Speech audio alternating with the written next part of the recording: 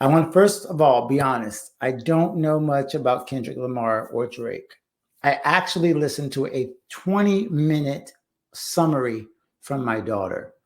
Naomi, thank you so much for catching your old man up on the beef between Kendrick and Drake. I know about Kendrick, obviously, as a rapper. I know about Drake as a rapper. I know them both as artists, but I don't know much about the history behind these two. But if you've been on social media at all, if you don't even follow hip hop, you have seen how this has exploded all over social media, how it has created such an incredible amount of uh, for and against. Both of these artists have had top the charts with these diss tracks. And hey, good to see you, Sandy. Awesome. Another person that has been on the podcast, who will be on the podcast very soon. Great to have you. I would love to have your thoughts, especially when it comes to competition and how things elevate. I'm going to try to stay focused because I want to talk to everybody, but I want to make sure I set this up. What we're not going to do today is we are not going to talk about who's winning the beef between Drake and Kendrick. Matter of fact, we are really going to focus on your creative life. We're going to focus on, do you have or do you need a rival? Do you need competition? One of the things that I really have struggled with throughout my creative life and just my overall, just the way I approach creativity is I've always had an issue with award shows. And my issue has always been, not that we shouldn't reward excellence, but it always felt kind of arbitrary. It always felt like we were using creativity as like this kind of, pageant where somebody gets this many points or this many points, and we have judges and people, The Voice, American Idol, you name it, all these different things. And I've always felt that kind of competition just limited us to putting people in a box. But then there'll be people that say, well, if you have to be in a competition, it makes you be your very best. You have to, really, really push yourself. You have to be honest. And there are times when there's going to be a winner and a loser. And so maybe competition is good for those people in those areas. So I've already got some great comments. So I'm going to go ahead and start pulling these up because I don't want to leave you guys not having conversations. There's Benny is talking about this beef is creating a barbecue classic. You're a fan. So I guess the first question is, are you not for or against competition? Do you think the entire social media, everybody getting excited about a rivalry, an artistic rivalry, is this good for artists in general? Let me just ask you this, for you particularly. Do you think that this is good for artistry? Is this good for creatives? I mean, clearly it's good for ratings and for their fan bases. So is the rivalry good for a creative industry in general? Let's answer that. Let me know what you think in the comments. There's Sandy. Good to see you, my friend. And also here we have Pick and Choose. Rap beef is toxic femininity in rhyme form. Oh, we are going deep quickly. My goodness. We are going to have to dig that. If you guys can read this. Oh, yeah. Let me check on Instagram as well. Let's see. We got a couple people joining us on Instagram. Good to see you, Steven. Awesome. I see you over there. Steven Tiger is with us on Instagram. All right.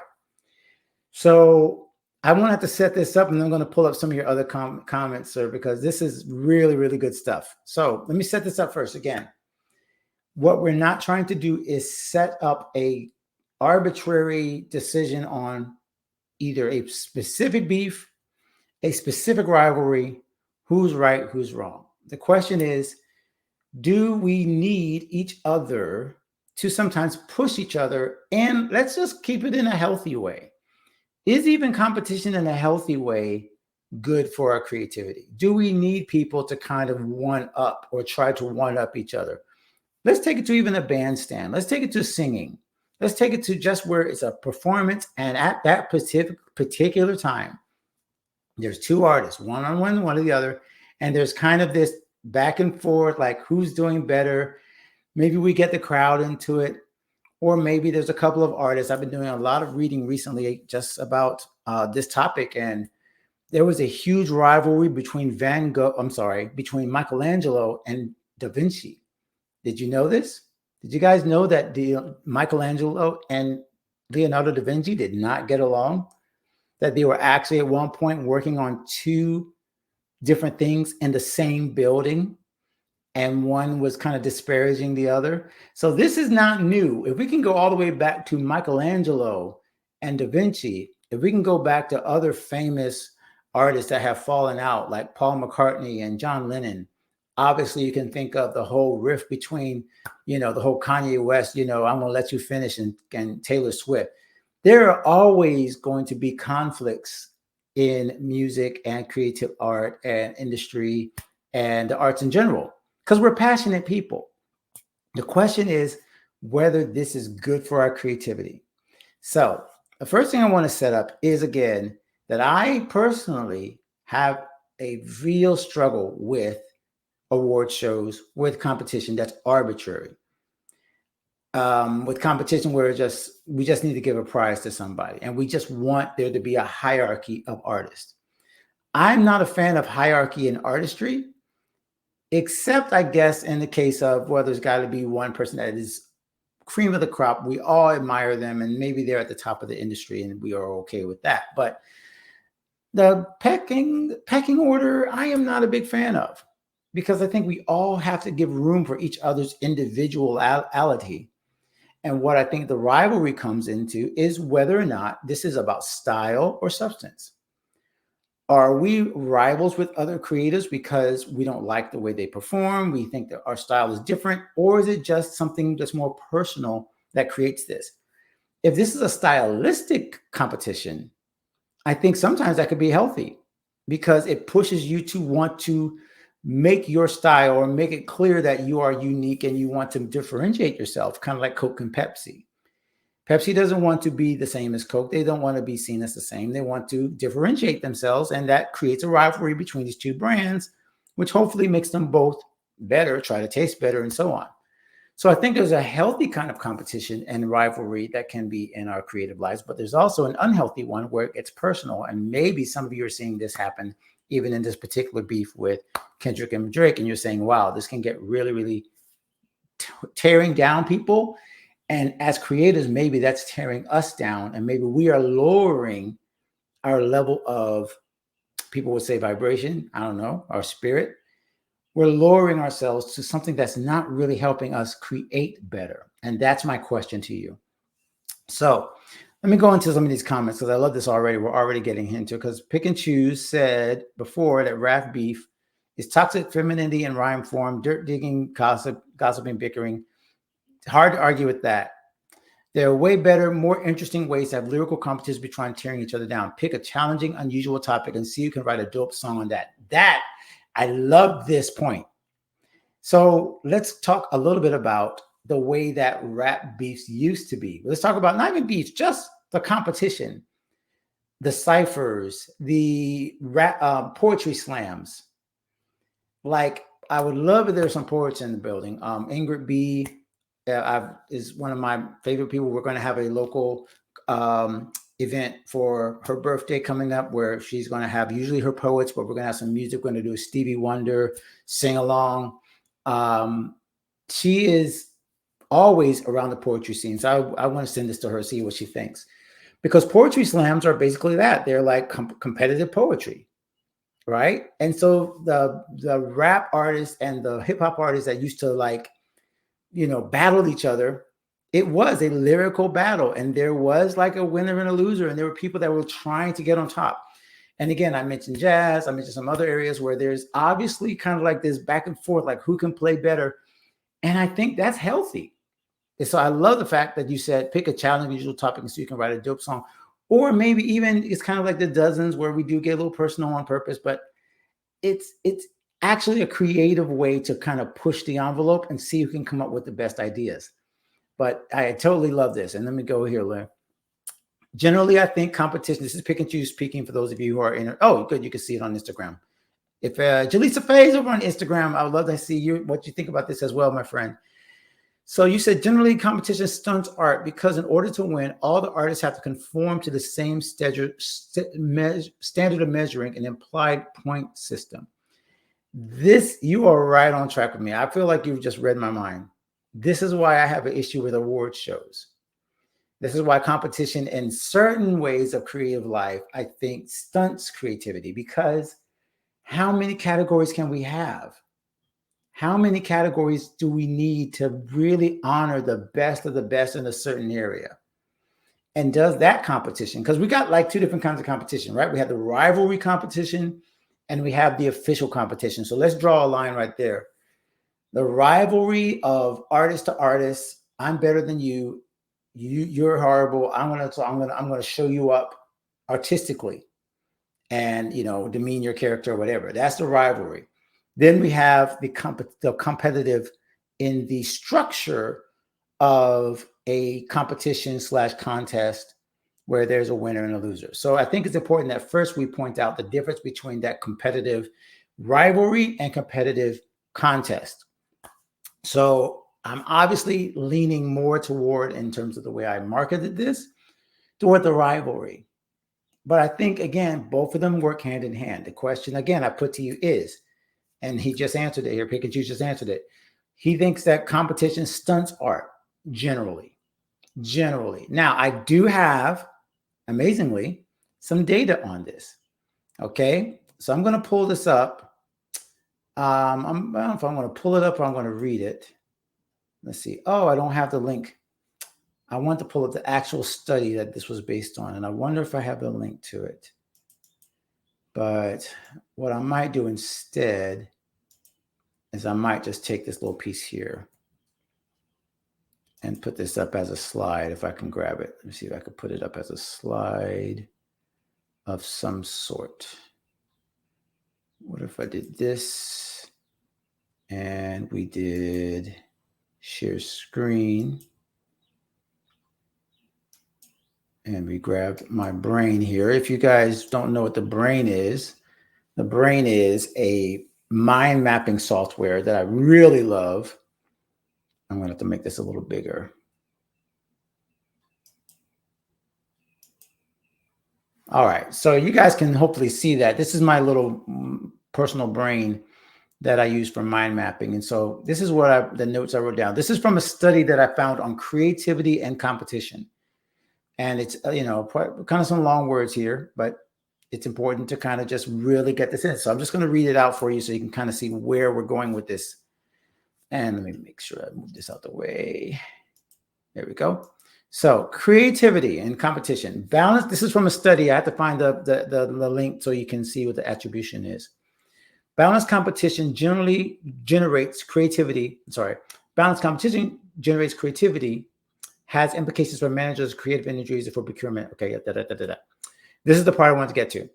Although intrinsic motivation can be valuable, this paper shows that winner-take-all competition can motivate creativity if properly managed. We speculate that a few, or perhaps even one competitor of similar ability is enough to motivate creativity, whereas many strong competitors may discourage this effort. So let me kind of try to put this in the more common language.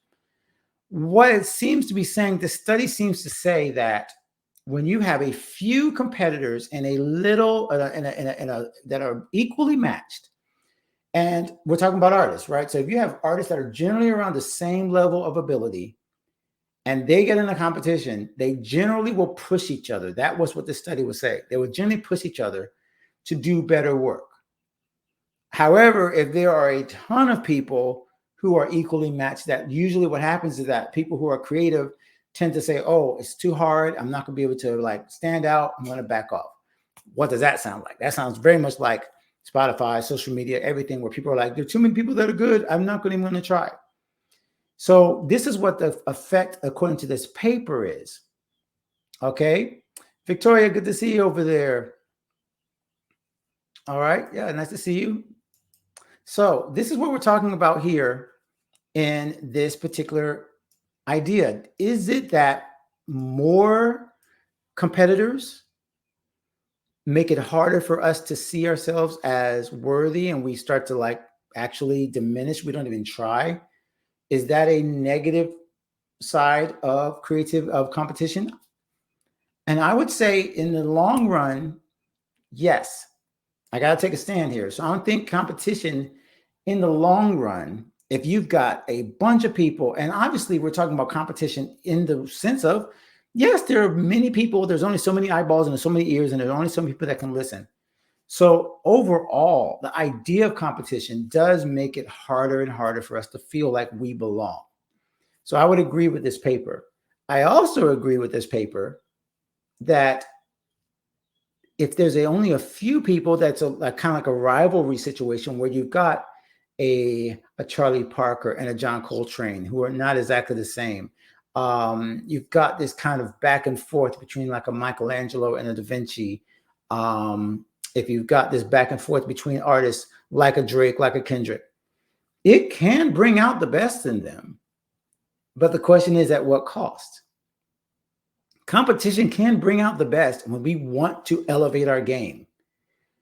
But at what cost does that come? Is my question to you. Is it worth it? Okay. So let's go back to the comments a little bit. Let's talk about time traveling, rhyme javelin, something minor. Get down. I love it. Yes, Andre 3000. I would say he's one of the guys that just decided, hey, I'm not going to be competitive in this area anymore. He could be, he's one of a top 10, a top 15, top 20, whatever you want to call it in the industry. And yet he decided, nope, I'm not going to play this game anymore. So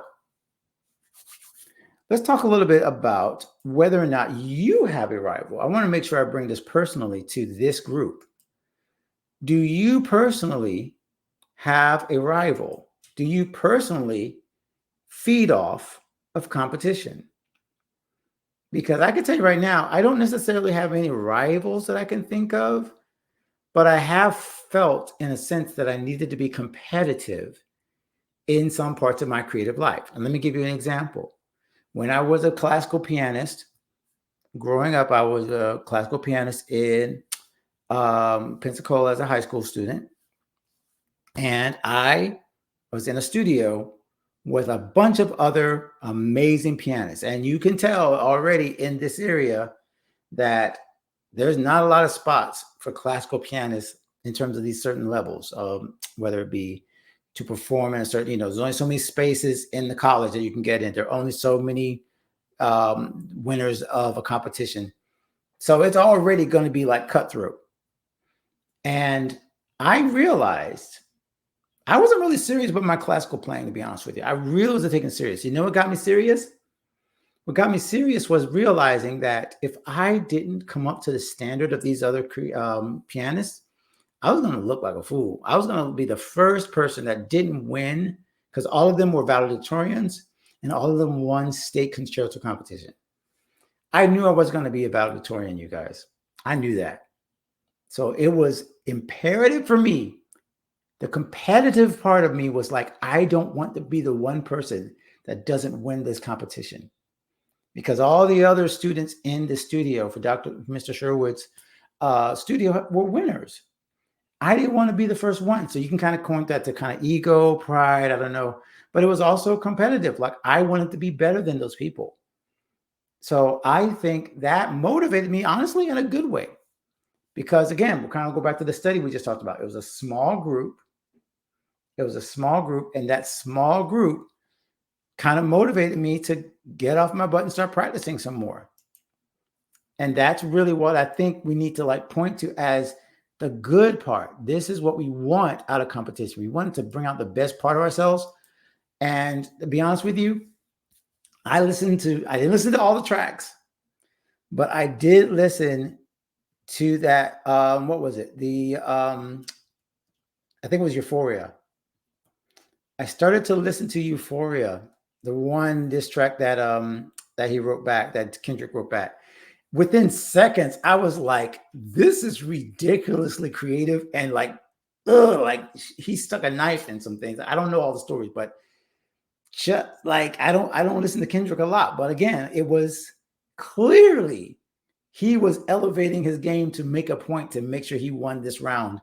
And honestly, like I said, if that makes him more creative, it's hard to argue with it. But again, at what cost? Let me see here. Pikachu, thank you so much for your comments. You said the story is a great example of the good part of competition. I agree. It does help us build our basic skill tree. Yes, and that's what I fight with. I wish I could say I'm picking a particular side, but I think that the rivalry and the competition can have good effects up to a point. But then I think once you get into a certain area, it does start to take away from your creative life. Because now I think here's where we're going to point this out, where we're going to really nail this down. The question is, where is our focus, right? And I love the fact that these live streams allow me to figure this out. Sometimes I talk and I'm not even sure which direction I'm going to go, but I know the topic is important. And then by sharing it with you guys, I start to understand my own point of view. And so this is what I'd say to you, and tell me if you agree, yes or no. I think that competitive rivalry, whatever you can talk about, depends on who your focus is. If your rivalry or your competitive situation as an artist makes you focus more on the art, it is good. If it makes you focus more on your rival or the people you're competing against, it's bad. So it's all about perspective. Tell me if you agree or disagree. Okay, I really need to hear your opinion on this one. Is it more about your focus in terms of the creative rivalry competition? If you are in a performance where you are, in a sense, it's no longer collaborative. Now you are in a competitive environment. If you are focused more on getting better yourself, really competing against yourself, and then that competitive environment gives you like a focus for it, that's good competition. That's a good rivalry. That's something that pushes you to be better. But if you focus on the individual, now the people that you're trying to beat, they become your focus. I think your art suffers. I think your creativity, because now your perspective is no longer about how you can improve on your art, and it's more how you can win. And just wanting to win doesn't, I think, lead itself to great art. So I would love to hear some comments if you agree or disagree on whether that is the case, whether it's about where your focus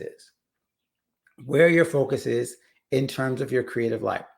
And as Pick and Choose mentioned earlier, it's really what matters is how my story went. Was I was focused on the art form. Like I had to play this concerto well. I had to get in my head. I had to get into my memorization. It forced me in a place where I had no excuses. And so I think that's clearly a situation where it actually helps your brand, helps your creativity. Let me pull this up here. All right, I love this. Yes, man, you're doing a great job with this. Thank you so much for sharing, because you're really like helping me echo these things, and you're helping me like figure them out because you're speaking it in such a clear way. If it helps you activate and build your chops, it's good. If it causes you to make safe choices instead of unique choices, boom. Okay, can I highlight that? I wish I could highlight that. I'm going to say this again for the people who are on Instagram. Oh, you guys can see it too. So yes, I agree 100%. If it causes you to make safe choices, which is interesting. That's interesting. That competitive environments could cause you to be more safe because you are worried about not making a unique choice that's more risky. That's a great point. I'm going to save this chat and make sure that we talk about this later. That was amazing. So that is the key. And by the way, as I'm talking about competitive, I want to make sure that I contrast this with collaboration. It is possible that we can also collaborate with those who we say we're competitive with. And you know what a perfect example is? It's really even in our membership. And I'm not bringing this up just to say, oh, I want to pivot to like talk about the membership, which I still want to find that picture that I can't find. This is driving me crazy. I'm going to literally download the picture again just because it's driving me crazy. I want to have my picture that I made for you guys. Oh, that's what I called it. No wonder I couldn't find it, because I called it something crazy. Anyway, my point that I was about to make before I got distracted was inside our membership, there are several different artists that have similar things. They have similar situations. They have similar genres. I actually have to be careful sometimes because I'm promoting certain people in the membership, and I realize, oh my gosh, there's another person that has the same genre. What are they going to think? Like, are they going to think that I'm picking one or the other? Or are they going to feel like I'm being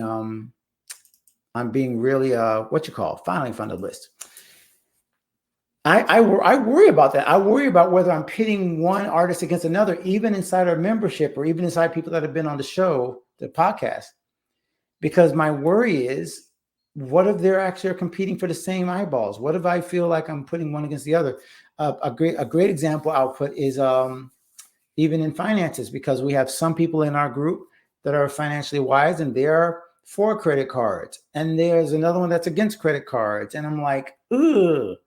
That feels weird because they're both in the group, but they have two totally different ideas about how we should run our businesses and open a financial thing.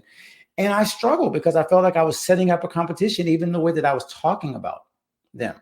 What I didn't realize, and what I think you were probably going to agree with, is that there was room for both. There was room for both. There's room for both perspectives.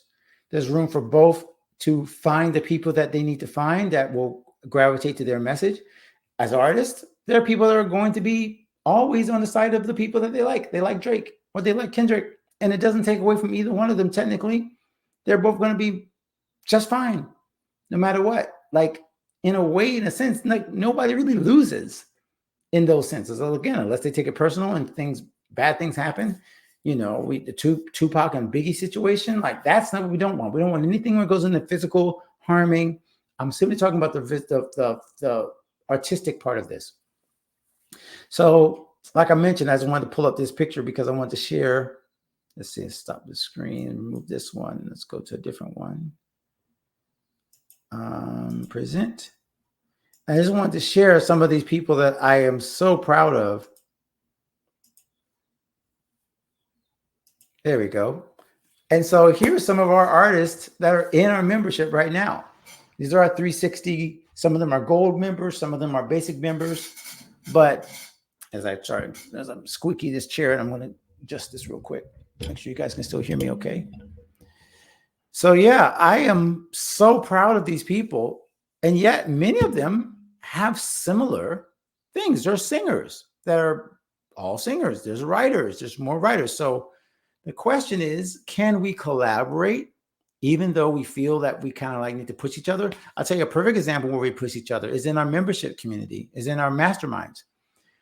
I push the people that I coach. I'm kind of, it's not competitive in the sense I'm competing against them, but we are very much trying to push each other to be the best that we can be. And so there is kind of like this kind of healthy sense of competition. Like, hey, who can grow the most? Who can do the most? Who can actually achieve more? Now we're cheering each other on in these groups.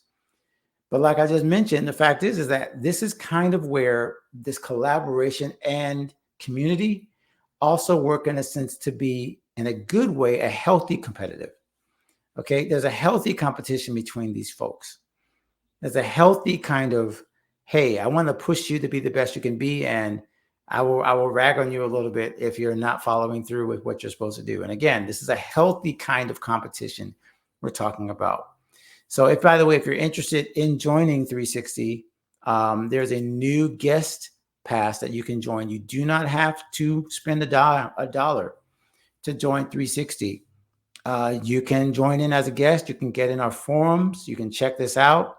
You can see how we collaborate, how we help each other. And you can also see some of the previews of really sometimes the whole course of a workshop that was previously not allowed to be seen by anybody else, that it was already just for the registrants. But we're allowing some of our people to see that. If you join in, I will always make at least, maybe 1 or 2 workshops available to everybody, because I just want you to see what the value is when you're connecting with other people that you're collaborating with, not competing with.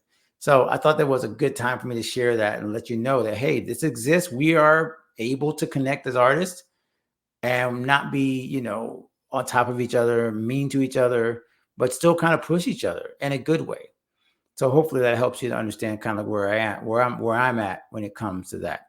All right, let's go back a little bit and see if there's any other comments on this. But I love the conversation. This really blessed me. Why can't I get back to the comments? This is banners. I want to get back to our comments. I just lost everything. Give me a second. There they are. Okay.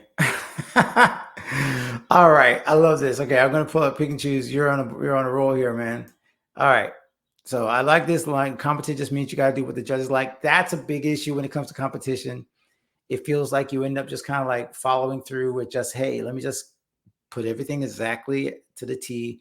Judges like this sound, judges like this song, judges like this, judges like that. And this is what's going to win this competition. But you kind of have to dumb it down sometimes. And you leave out, like you said, the unique things. And what is this one here? I told my priest friend, if anyone ever disses me, to make 10 times. Just come. That's interesting. I love this approach. So you wouldn't come back at somebody with beef. You would just, you would hit them, kill them with kindness. That'd be an interesting. I would love to see how that works out. Killing with kindness, right? You'd be amazing, but you would actually like try to like put a positive spin on it. I love that. I love that. All right. Well, I think we have really dug deeply into this topic, into rap beefs, into whether or not competition is good for us, whether or not the level between being a competitive artist can actually make you a better artist, or does it make you focus too much on the wrong person, on the wrong thing?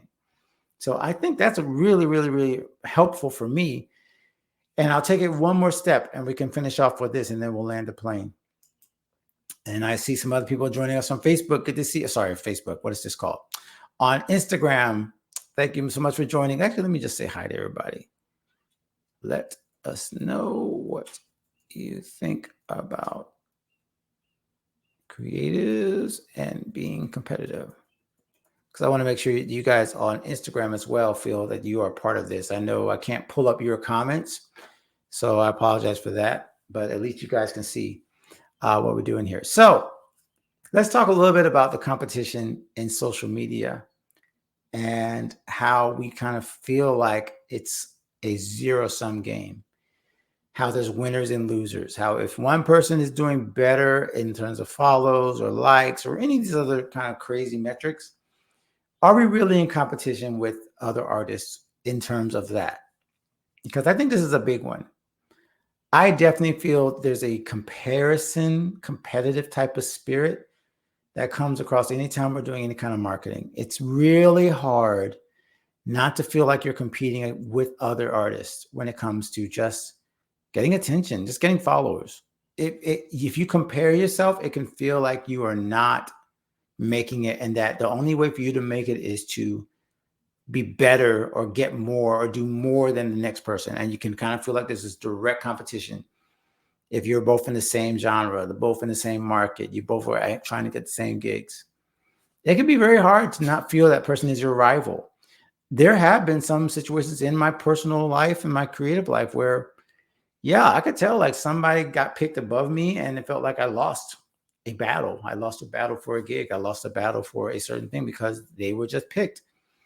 And so that can make me feel kind of like it's some kind of way, like this is my rival, this is my competitor. I need to one up them. I need to not share them on social media. I don't want to promote them.